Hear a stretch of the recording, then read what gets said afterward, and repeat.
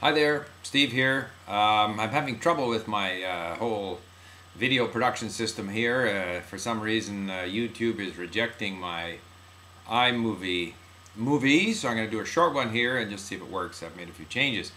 I'm going to talk about philosophy for children. I was listening to a podcast on TSF podcast out of Portugal. I'm going to put the link in the notes to this video. And there was an interview with a gentleman who was proposing, to have more philosophy for kids from the ages of, I guess, 6, 7 or so up to 9, 10, 11 in schools. And I thought it was very interesting because he said that number one, that the first thing is to teach kids to listen. And I think it's very important for people to learn to listen just as well as it is to learn to read. And we know that a lot of people who have trouble reading, they have trouble because they haven't heard very much, they haven't listened to a lot of stuff at home. Maybe their parents didn't talk about things in whatever language, the native language.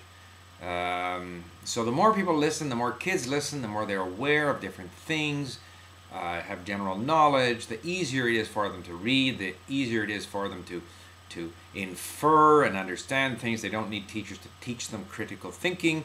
They need to have heard a lot. So listening, number one, yes, philosophy for children, teach kids to listen. Number two is that the group, the class, 20 people or so, becomes a kind of a community of inquiry, of investigation.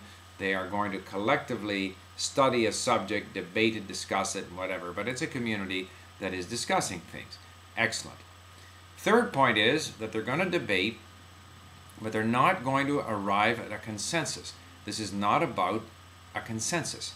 And this is very much in contrast to the prevailing ideology in North American academia, where you have to kind of dialogue and see if we can't find common ground and we have to agree. No, disagree. Learn to disagree.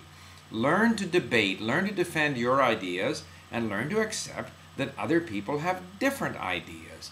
And that's perfectly acceptable. Everyone doesn't have to agree. Because what happens is, when you have this ideology of everyone agreeing, it means that there is basically a program pre-established. We all agree that this is good and this is bad. And so that the dialogue, so-called, is all about how do we get everyone to agree upon something which is the predetermined agenda. No. Freedom. Let kids express themselves. Let them disagree. Let them challenge.